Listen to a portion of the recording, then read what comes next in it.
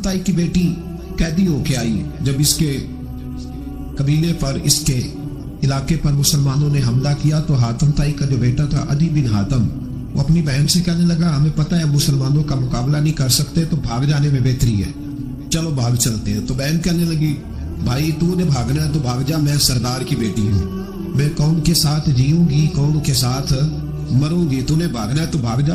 अदी भाग गए डर के। ये खातून जो थी इनको गिरफ्तार कर लिया मुसलमान औरतों ने, तो कि ये तलवार लेके आएंगी लड़ने के लिए। इब्ने इस्हाक इब्ने हशाम दोनों किताबों में रिवायत मौजूद है। ये खातून कहती है कि मैंने बड़े तगड़े सवाल तैयार किए, क्योंकि माज़अल्लाह सुबह माज़अल्लाह मेरा ख्याल था वो नबी नहीं, वो बादशाह है, वो एक स्टेट के सरबराह है, हुक्मरान है, मैं माज़अल्लाह नबी नहीं। मैंने बड़े तगड़े सवाल तैयार किए और मैं अपने आप से कह रही थी मैं ऐसी ऐसी बातें करूंगी मुसलमानों के नबी से कि उन्हें जवाब नहीं आएगा। माज़अल्लाह सुम्मा नकले कुफर कुफर न बाशन। कहती है मैं हुजूर के सामने लाई गई गिरफ्तार करके, और जब मुझे हुजूर के सामने खड़ा किया गया ना तो मेरा सर नंगा था।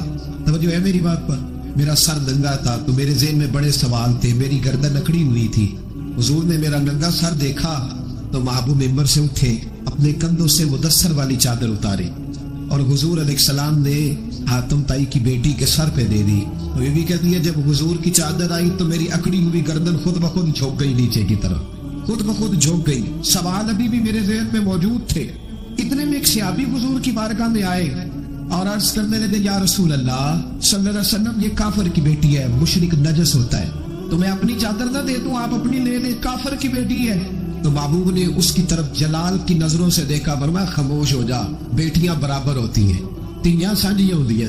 वो कहती है जब हुजूर ने कहा ना बेटियां बराबर होती हैं तो मेरे अंदर से एक आवाज निकली, मैंने कहा ओ हातम ताई की बेटी तू गलत थी, ये बादशाह नहीं है तो अल्लाह के सच्चे रसूल हैं। बादशाह तो सख्त सजाएं देते हैं। कहते हुजूर मेरे करीब आए और आके कहने लगे तू सरदार की बेटी है, तेरे बाप में अच्छी खसलतें पाई जाती थी, बता तेरे साथ क्या मामला करूं, क्या मामला, ये हुजूर की पसंद है, क्या मामला करूं। तो कहने लगी मैं चाहती हूँ मुझे आजाद कर दे। कहती मुझे उम्मीद नहीं थी। हुजूर कहेंगे ठहर जा, बैठ जा, बात करते हैं, मुशावरत होती है, फिर उसके बाद कोई फैसला होता है। कहा आजाद कर दो। कहती हुजूर ने मेरे कहने पर फौरन ही अगला जुमला ही नहीं कहा, फरमाया जा तू आजाद है। कहती है मैंने एक जुमला और कहा, मैंने कहा मैं अकेली नहीं जाऊंगी, सारा काफिला आजाद करो, अब तंगी ये दामाद पे न जा, और भी कुछ मांग है आज वो माइन बाता, और भी कुछ मांग। कहने लगी अकेली नहीं जाऊंगी, सारा काफिला सारा कबीला आजाद हो। हुजूर ने फरमाया तू पता नहीं क्या सोच रही है, तू जहाँ आई है वहां से खाली जाते ही कोई नहीं, सारा काफिला। हुजूर ने फरमाया अभी इसके कबीले को खाना वाना खिलाओ और सारे आजाद कर दो। वापस घर गई तो अपने बाप को, अपने भाई को बुलाया, बुला के कहने लगी भाई वो बादशाह नहीं वो नबी है, बादशाह नहीं वो, अब तो जिनको फकीर होना चाहिए था वो भी बादशाह बन गए। बादशाह सलामत, बादशाह सलामत। मैं रात बूरे वाले में था, मैं था वहां दूर, तो 2-3 बच्चे ना जो हाथ बांध के खड़े हो गए। अब हुजूर ने फरमाया कि इस तरह का मामला न करो जैसे मजूसी अपने बादशाहों के साथ करते। मैं कहा पुत्र बैठ जो, कहते नहीं साड़ी ड्यूटी है। मैं क्या केस लाई है, मैं बादशाह सलामत था, तो बैठो कुर्सी तेरा अंदर, क्या चक्कर चल गया है, हाथ बांध के खड़े होना, कोनों में खड़े, क्या इसका मतलब। अदब अदाब है, करना चाहिए, लेकिन ये क्या लोगों को सदा मिली हुई है कि वो बेचारा जो गरीब आदमी, अदब अदाब सिर्फ उसकी जिम्मेदारी है। माड़ा आया तो पीर साहब ने अदब पे लगा दिया और तगड़ा आया तो खुद अदब करना शुरू कर दिया। ये किस किस्म का तमाशा है, ये कोई तरीका नहीं। अदब अदाब होने चाहिए, लेकिन गरीबों को सजा, उन्हें सजा ना तो अगर बेचारे आ गए तुम्हारे आस्थान आ लिया। 12 आरामदाम पर सिरे मतलब। कहने लगी मैं देख के आई, जो बादशाह नहीं नबी है। तो अदी कहने लगा मैं औरतों की बातों पे यकीन नहीं करता, मैं खुद जाके देखूंगा।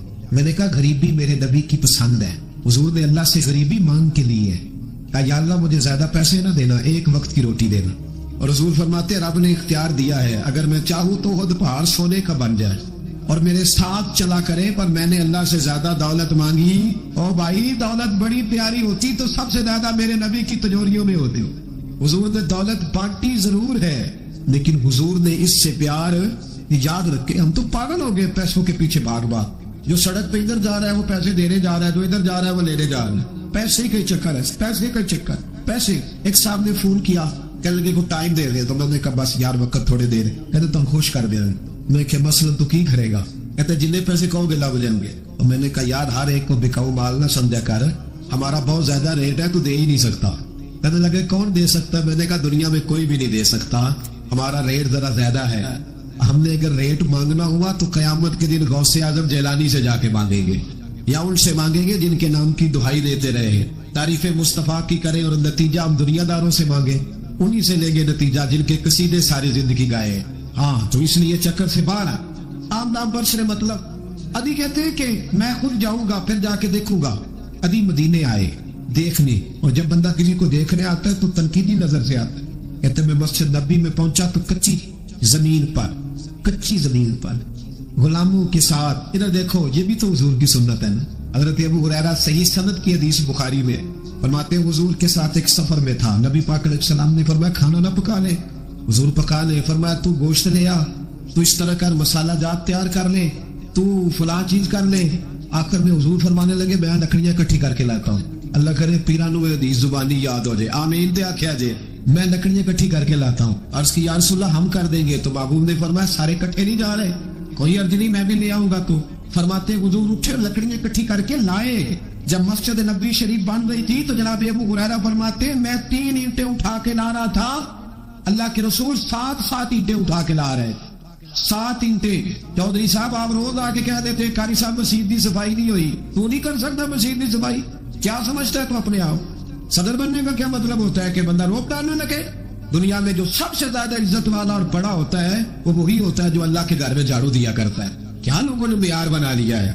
ये मियार है, जो कौम का बड़ा होता है वो कौम का खादिम होता है। अभी कहते हैं मैं मदीने आया तो मैंने नबी पाक अलैहिस्सलाम को गुलामों के साथ कच्ची जमीन पे बैठे देखा, और गुलाम भी कौन, एक तरफ हजरत बिलाल हबशी बैठे और दूसरी जानिब हजरत अम्मार बिन यासर बैठे। इतने हुजूर बीच बैठे, खाना खाया जा रहा है। और हैरान में उस वक्त हुआ जब उसी प्लेट से नबी पाक भी खा रहे हैं और बिलाल हबशी भी खा रहे हैं साथ बैठ के। हुजूर ने अभी कहते मेरे दिल पे चोट लगी, मैंने कहा नहीं यार, ये बादशाह नहीं, ये बादशाह जो इस तरह गरीबों के बीच बैठ के रोटी खाए। हमारे तो बादशाह गरीबों के हक में तकरीर करते हैं ना, वैसे इनसे पूछो कि इस गांव से डिंगे का किराया कितना है, और फिर डिंगे से लाले मूसे का कितना है, इनको कोई पता नहीं। इन चौधरियों को बच्चों को खड़े करके पूछो कभी चने की दाल का भाव क्या है, कभी आदि हो बताओ ना, इनको क्या पता? इनके घर में तो आ जाती है, अल्लाह जाने कहाँ से आती है, हम बदगुमानी नहीं करते। लेकिन हुजूर एक प्लेट में खाना खा रहे हैं। अभी कहता मैं समझ गया ये बादशाह नहीं। फिर मेरे दिल में शैतान ने बस विसा डाला, मैंने कहा मस्जिद कच्चिया हो सकता है, मकान बड़ा पका हो, बंगला बड़ा आलीशान हो। हुजूर की आदत मुबारक थी जब कोई मेहमान आता था तो या मस्जिद में असहाबे सुफा के साथ रखते थे या किसी सहाबी को दे देते थे, वो अपने घर ले जाते। अभी कहते मैंने जब सलाम कलाम किया ना, दिल में ख्याल था कि घर बड़ा आलीशान होगा, तो महबूब फरमाने लगे मेरे दिल में ख्याल है। देखिए मेरे नबी को अल्लाह ने कितना इल्म गया बता फरमाया है।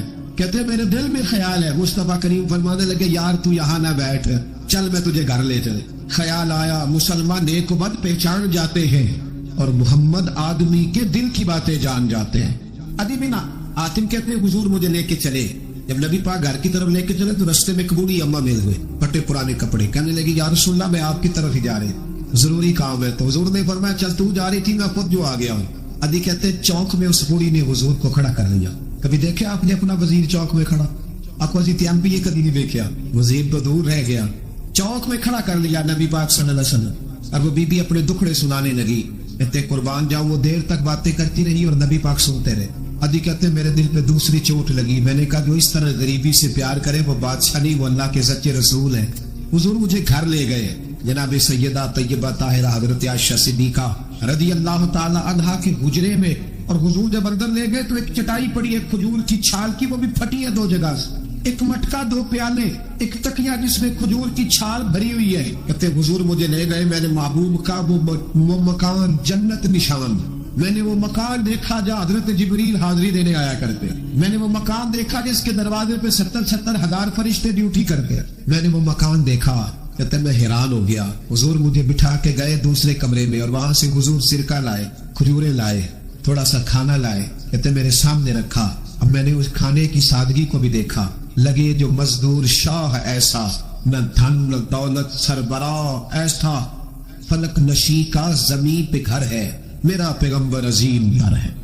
कहते हुजूर सल्लल्लाहु अलैहि वसल्लम ने खाना दिया तो हुजूर की वो सादगी, इस पत्ते में सादगी नहीं ना होती, उसमें अपनायत नहीं हो। आपको समझ आए तब भी ठीक है, ना आए तब भी ठीक है, पर मैं आपको बड़ी बात समझा रहा हूँ। जिसमें सादगी नहीं होती उसमें अपनायत, वो तो देखता है कि इसके कपड़े इस काबिल है कि नहीं, मेरे सीने से लाद भी सकता है कि नहीं, उसमें अपनायत। जो लोग सादे नहीं होते उनके ज्यादा रिश्ते नहीं होते, उनका लोगों से ज्यादा प्यार, इसलिए कि वो तो इंतजार करते हैं, कहते मेरे नाल जुत्ती पाएगा तो मेरे नाल टुरेगा। जो सादे होते ना, सादे جو لوگ غریب پرور ہوتے ان کے رشتے بڑے پیار بڑا محبتیں بڑی زمانہ ان سے بڑا وابستہ ہو جاتا ہے، اس لیے کہ وہ لوگوں کے قریب آ جاتا، وہ نیچے اتر کر لوگوں سے ملتے گن، وہ یہ نہیں دیکھتے میرا قد کتنا بڑا ہے، وہ یہ دیکھتے ہیں یار سامنے والے کا پیار مجھ سے کتنا، وہ نیچے اتر کر لوگوں سے کہتے نبی پاک علیہ الصلوۃ والسلام نے بڑا سادہ سا مجھے کھانا دیا، جب میں کھا چکا تو حضور فرمانے لگے سارا کچھ تو آپ نے دیکھ لیا، کیا پروگرام ہے، کب جانا ہے آپ نے، دیکھ لیا سارا کچھ، اگلا پروگرام بنائے۔ تو ادھی کہتے ہیں میں دور بیٹھا تھا، میں اٹھ کے قریب آ گیا، میں نے کہا محبوبہ اب کہاں جانا ہے، مجھے کلمہ پڑھائے، میں مسلمان ہونا چاہتا ہوں۔ یہ غریبی حضور کی پسند ہے، تھوڑے پہ گزارا کرنا سیکھ۔ حضور فرمانے لگے ادی مقام حرا کا نام سنا ہے؟ ادی کہنے لگے حضور سنا ہے پر وہ جگہ دیکھی نہیں۔ محبوب فرمانے لگے سن، میں وہ وقت لے کے آؤں گا، میرا دین اس طرح نافذ ہوگا کہ ایک عورت مقام حرا سے اونٹنی پہ اکیلی بیٹھے گی اور اکیلی آئے گی اور آ کے بیت اللہ کا طواف کرے گی، سوائے اسی اللہ کے کسی کا خوف نہیں ہوگا۔ حضور فرمانے لگے کسرا کا نام سنا ہے؟ کہا حضور وہ تو بازار اس وقت بڑا تگڑا بادشاہ ہے۔ فرمایا اس کے علاقے بھی فتح ہوں گے، وہ خزانے مسلمانوں کے پاس آئیں گے۔ اور فرمایا تو تیسری بات نبی پاک نے بیان کی، فرمایا تو یہ دیکھ رہے کہ مسلمانوں میں غربت ہے؟ فرمایا آدھی ایک وقت آئے گا لوگ دینے کے لیے نکلیں گے پر انہیں لینے والا کوئی نہیں ملے گا۔ ادی کہتے ہیں کہ میں رسول کریم کا کلمہ پڑھ کے مسلمان ہو گیا، اب زیادہ دور نہیں گزرا، ادی رویا کرتے تھے، حاتم تائی کے بیٹے ادی رویا کرتے تھے اور رو کے بتایا کرتے تھے لوگوں وہ جو حضور نے فرمایا تھا نا بی بی ہرا سے چلے گی اور طواف کرے گی، وہ بی بی میں نے اپنی آنکھوں سے آتی دیکھی، اسے سوائے اللہ کے کسی کا ڈر نہیں تھا۔ اور ادی کہنے لگے وہ جو حضور نے فرمایا تھا نا کہ کسرا کے خزانے فتح ہوں گے، فرمایا وہ جب فتح ہو رہی تھی تو میں خود اس جنگ میں شریک تھا، مجھے اللہ نے موقع دیا، میں مجاہدوں میں شامل تھا۔ اور فرمانے لگے تیسری پیشن گوئی رہ گئی ہے، مجھے امید ہے وہ بھی پوری ہوگی۔ حضرت عمر بن عبدالعزیز کے زمانے میں آ کے وہ دور بھی آیا کہ لوگ زکوٰۃ دینے نکلتے تھے، لینے والا کوئی نہیں ملتا تھا، لوگ کسی کو غریب سمجھ کے صدقہ دینے لگتے تھے، وہ کہتا تھا بھائی لے جا، میں تو رات خود دے کے آیا ہوں، لوگ دینے نکلتے تھے، لینے والا کوئی نہیں۔ اسلام کی فطرت میں قدرت نے لچک دی ہے، اتنا ہی یہ ابھرے گا جتنا کہ دبا دو گے۔ نبی پاک بے مثل و بے مثال ہے، لا مثل لہ ولا مثال لہ، حضور کی مثل بھی کوئی نہیں اور مثال بھی ہے ہی کوئی نہیں۔ اللہ کریم نے محبوب جیسا دوسرا بنایا ہی کوئی نہیں۔ سمجھنی ہے بات آپ نے، حضور میں شک کوئی نہیں پر ابو جہل نے شک کیا، نبی پاک میں شک کوئی نہیں پر ابو لہب نے شک کیا، حضور میں شک کوئی نہیں پر عتبہ عتیبہ شیبہ ان کا شک آخر تک نہیں گیا، حالانکہ حضور میں کوئی شک دور کرانے بھی آئے تو شک نہیں گیا، ایک دفعہ نہیں کئی دفعہ، ترجمے دفعہ، 20 دفعہ۔ ایک ابو جہل کو نہیں دماغ میں شک تھا، حالانکہ حضور میں کوئی شک نہیں۔ ایک دن آ کے کہنے لگا کہ بتائیے میری مٹھی میں کیا ہے، تو نبی پاک صلی اللہ تعالی علیہ وسلم نے فرمایا اگر میں نے بتا دیا، کہنے لگا اگر آپ نے بتا دیا تو میں کلمہ پڑھ لوں گا۔ حضور نے فرمایا میں نے بتا دینا ہے پر تم نے کوئی نہیں پڑھنا، میں بتا دینا ہے۔ کہ بتائیے، تو حضور نے فرمایا چل سودا کر لیتے ہیں، اگر جو تیری مٹھی میں ہے وہی بتا دے پھر تیرا کیا خیال ہے؟ تو نبی پاک صلی اللہ تعالی علیہ وسلم نے کہا کیا بنی ابو جہل کی مٹھی میں؟ اس کی مٹھی میں کنکر تھے، کنکروں نے کلمہ پڑھنا شروع کر دیے۔ جب کنکروں نے کلمہ پڑھا، پتھر تھے وہ، انہوں نے کلمہ پڑھا، ابو جہل نے وہ کنکر زمین پہ پھینکے، کہنے لگا اوفو تیرا جادو تو پتھروں پہاڑوں پہ بھی چلتا ہے۔ اب جملہ کہنے لگا ہوں سمجھ لینا، ابو جہل گوشت کا آدمی تھا، کنکر پتھر تھے، پتھر کلمہ پڑھ گئے، گوشت پوشت کا آدمی تھا پر کلمہ کیونکہ یہاں کیا تھا شک، اس نے آگے نہیں بڑھنے، گوشت پوشت کا شخص ہو کے پتھروں سے آگے نکل نبی پاک صلی اللہ علیہ وسلم کی خدمت میں آیا۔ بلکہ وہ جو یہودی والی روایت ہے اس کے پس منظر میں بھی بعض محدثین نے لکھا ہے، اس کو بھی اسی نے بھیجا، کہنے لگا جاؤ نبی پاک سے جا کے کہو اگر وہ درخت آپ کا کلمہ پڑھے تو میں بھی پڑھ لوں گا۔